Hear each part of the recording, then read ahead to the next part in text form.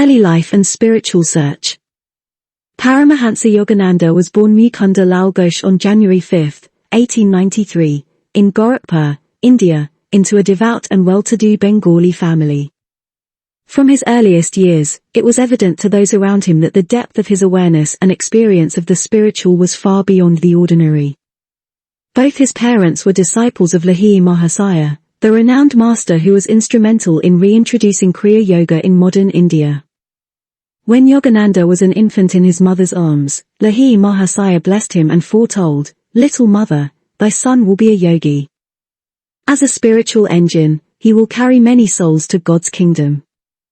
In his youth Mukunda sought out many of India's sages and saints, hoping to find an illumined teacher to guide him in his spiritual quest. It was in 1910, at the age of 17, that he met and became a disciple of the revered Swami Sri Yukteswar Giri, right? In the hermitage of this great master of yoga he spent the better part of the next 10 years, receiving Sri Yukteswar's strict but loving spiritual discipline. At their very first meeting, and on many occasions thereafter, Sri Yukteswar told the young disciple that he had been chosen as the one to disseminate the ancient science of Kriya Yoga in America and worldwide. After graduating from Calcutta University in 1915, Mukunda took formal vows as a monk of India's venerable monastic Swami order, at which time he received the name Yogananda, signifying bliss, Ananda, through divine union, yoga. His ardent desire to consecrate his life to the love and service of God thus found fulfillment. The beginning of a world mission. Yogananda began his life's work with the founding, in 1917, of a how-to-live school for boys, where modern educational methods were combined with yoga training and instruction in spiritual ideals. The Maharaja of Kasambhaza made available his summer palace at Rankai, about 250 miles from Calcutta, as the site for the school. Visiting the school a few years later, Mahatma Gandhi wrote, "This institution has deeply impressed my mind." One day in 1920, while meditating at the Rankai school, Yogananda had a divine vision showing him that now was the time to begin his work in the West. He immediately departed for Calcutta, where the next day he was invited to serve as India's delegate to an international congress of religious leaders convening later that year in Boston. Sri Yukteswar confirmed that the time was right, saying, "All doors are open for you. It is now or never." Shortly before his departure, Yogananda was visited by Mahavatar Babaji, the deathless master who revived in this age the ancient science of Kriya Yoga. "You are the one I have chosen to spread the message of Kriya Yoga in the West," Babaji said to Yogananda. "Long ago I met your guru Yukteswar at a Kumbh Mela. I told him then I would send you to him for training. Kriya Yoga, the scientific technique of God realization, will ultimately spread in all lands, and aid in harmonizing the nations through man's personal, transcendental perception of the Infinite Father." Young Swami arrived in Boston in September 1920. His first speech, made to the International Congress of Religious Liberals, was on the science of religion, and was enthusiastically received. That same year he founded Self-Realization Fellowship to disseminate worldwide his teachings on India's ancient science and philosophy of yoga and its time-honored tradition of meditation. The first SRF Meditation Center was started in Boston with the help of Dr. and Mrs. M. W. Lewis and Mrs. Alice Hazy, Sister Yogmata, who were to become lifelong disciples. For the next several years, he lectured and taught on the East Coast, and in 1924 embarked on a cross-continental speaking tour. Reaching Los Angeles in early 1925, he established there an international headquarters for Self-Realization Fellowship atop Mount Washington, which became the spiritual and administrative heart of his growing work. A pioneer of yoga in the West. From 1924 to 1935, Yogananda traveled and lectured widely, speaking to capacity audiences in many of the largest auditoriums in America, from New York's Carnegie Hall to the Los Angeles Philharmonic Auditorium. The Los Angeles Times reported, "The Philharmonic Auditorium presents the extraordinary spectacle of thousands, being turned away an hour before the advertised opening of a lecture with the 3,000-seat hall filled to its utmost capacity." Yogananda emphasized the underlying unity of the world's great religions, and taught universally applicable methods for attaining direct personal experience of God. To serious students of his teachings he taught the soul awakening techniques of Kriya Yoga, initiating more than 100,000 men and women during his 30 years in the West. Among those who became his students were many prominent figures in science, business, and the arts, including horticulturist Luther Burbank, operatic soprano Amelita Golikersi, George Eastman, inventor of the Kodak camera, poet Edwin Markham, and symphony conductor Leopold Stokowski. In 1927, he was officially received at the White House by President Calvin Coolidge, who had become interested in the newspaper reports of his activities. In 1929, during a 2-month trip to Mexico, he planted the seeds for future growth of his work in Latin America. He was welcomed by the President of Mexico, Dr. Emilio Portes Gil, who became a lifelong admirer of Yogananda's teachings. By the mid-1930s, Paramahansaji had also met quite a few of the early disciples who would help him build the Self-Realization Fellowship work and carry the Kriya Yoga mission forward after his own lifetime was over, including 2 whom he appointed to be his spiritual successors as president of Self-Realization Fellowship, Rajarsi Janakananda, James J. Lin, who met the Guru in Kansas City in 1932, and Sri Dayamata, who had attended his classes in Salt Lake City the previous year. Other disciples who attended his lecture programs during the 1920s and 30s and stepped forward to dedicate their lives to the SRF work were Dr. and Mrs. M. W. Lewis, who met him in Boston in 1920, Gyanamata, Seattle, 1924, Tara Mata, San Francisco, 1924, Dagomata, Detroit, 1929, Ananda Mata, Salt Lake City, 1931, Sraddha Mata, Tacoma, 1933, and Sila Sutta Mata, Santa Barbara, 1933.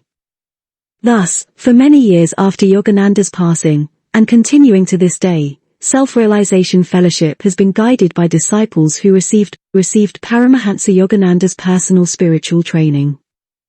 Yogananda's talks and classes in the earliest years of his ministry were recorded only intermittently.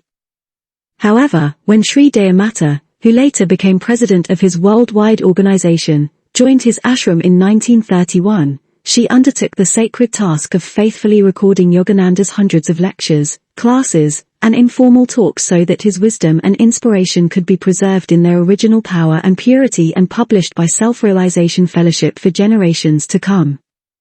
Return to India, 1935-36. In 1935, Yogananda returned to India for a last visit with his great guru, left. Swami Sri Yuktaswar passed away on March 9, 1936. Traveling by ship and automobile through Europe, Palestine, and Egypt, he arrived in Bombay in the summer of 1935. Viewing Yogananda's year-long sojourn in his native land, he gave classes and Kriya Yoga initiation in cities throughout the subcontinent. He also enjoyed meetings with Mahatma Gandhi, who requested initiation in Kriya Yoga, Nobel Prize-winning physicist Sir C. V. Raman, and some of India's most renowned spiritual figures, including Ramana Maharshi and Anandamoyi Ma. It was during this year that Sri Yuktaswar bestowed on him India's highest spiritual title, Paramahansa. Literally Supreme Swan, a symbol of spiritual discrimination, the title signifies one who is established in the ultimate state of union with God. While in India, Yogananda secured the permanent foundation for his work there, Yogoda Satsanga Society of India. From its headquarters, bottom left, in Dakshineswar, on the Ganges near Kolkata, and the original ashram in Rankai, the society continues to thrive to this day with schools, ashrams, meditation centers, and charitable works throughout the subcontinent. A spiritual foundation. During the 1930s, Paramahansa Yogananda began to withdraw somewhat from his nationwide public lecturing so as to devote himself to the writings that would carry his message to future generations, and to building an enduring foundation for the spiritual and humanitarian work of Yogoda Satsanga Society of India Self-Realization Fellowship. Under his direction, the personal guidance and instruction that he had given to students of his classes was arranged into a comprehensive series of Yogoda Satsanga Society of India lessons for home study. A beautiful hermitage overlooking the Pacific Ocean at Encinitas, California, had been built for the Guru during his absence in India by his beloved disciple Sri Rajarsi Janakananda. Here the Guru spent many years working on his autobiography and other writings, and began the retreat program which continues to this day. He also founded several self-realization fellowship temples, Encinitas, Hollywood, and San Diego, speaking regularly there to devoted audiences of SRF members and friends on a vast array of spiritual subjects. Many of these talks, which were recorded stenographically by Sri Dayamata, have since been published by YSSSRF in the 3 volumes of Yoganandaji's collected talks and essays and in Yogoda Satsanga magazine. Yogananda's life story, Autobiography of a Yogi, was published in 1946, and significantly expanded by him in subsequent editions. A perennial bestseller, the book has been in continuous publication since it first appeared and has been translated into 50 languages. It is widely regarded as a modern spiritual classic. In 1950, Paramahansaji held the first Self-Realization Fellowship World Convocation at its international headquarters in Los Angeles, a week-long event that today attracts thousands each year from all around the globe. He also dedicated the beautiful SRF Lake Shrine in Pacific Palisades, enshrining a portion of Mahatma Gandhi's ashes in the 10-acre lakeside meditation gardens that has since become one of California's most prominent spiritual landmarks. Final years and Mahasamadhi. Paramahansa Yogananda's final years were spent largely in seclusion, as he labored intensely to complete his writings, including his voluminous commentaries on the Bhagavad Gita and the teachings of Jesus Christ in the Four Gospels, and revisions of earlier works such as Whispers from Eternity and the Yogoda Satsanga Lessons. He also worked extensively with Sri Dayamata, Sri Mrinalini Mata, and a few other of his closest disciples, imparting the spiritual and organizational guidance that would enable them to carry on his worldwide work after he would be gone. He told them, "My body shall pass but my work shall go on. And my spirit shall live on. Even when I am taken away I shall work with you all for the deliverance of the world with the message of God." Those who have come to Self-Realization Fellowship, Yogoda Satsanga Society of India, truly seeking inward spiritual help shall receive what they seek from God. Whether they come while I am in the body, or afterward, the power of God through the link of the SRF, YSS, Gurus shall flow into the devotees just the same, and shall be the cause of their salvation. The ever-living Babaji has promised to guard and guide the progress of all sincere SRF, YSS, devotees. Lahi Mahasaya and Sri Yuktaswarji, who have left their physical forms, and I myself, even after I have left the body, all will ever protect and direct the sincere members of SRF, YSS. On March 7, 1952, the great Guru entered Mahasamadhi, a God-illumined master's conscious exit from the body at the time of physical death. He had just finished giving a short speech at a banquet honoring India's ambassador to the United States, Dr. Binaya Sen, at the Biltmore Hotel in Los Angeles. His passing was marked by an extraordinary phenomenon. A notarized statement signed by the director of Forest Lawn Memorial Park testified, no physical disintegration was visible in his body even 20 days after death. This state of perfect preservation of a body is, so far as we know from mortuary annals, an unparalleled one. Yogananda's body was apparently in a phenomenal state of immutability. In years past, Paramahansa Yogananda's guru, Swami Sri Yuktaswar, had referred to him as an incarnation of divine love. Later, his disciple and first spiritual successor, Rajarsi Janakananda, fittingly bestowed on him the title of Premavatar or Incarnation of Divine Love.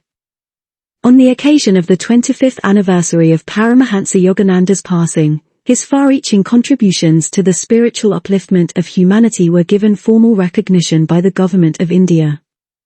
A special commemorative stamp was issued in his honor, together with a tribute that read, in part, "The ideal of love for God and service to humanity found full expression in the life of Paramahansa Yogananda.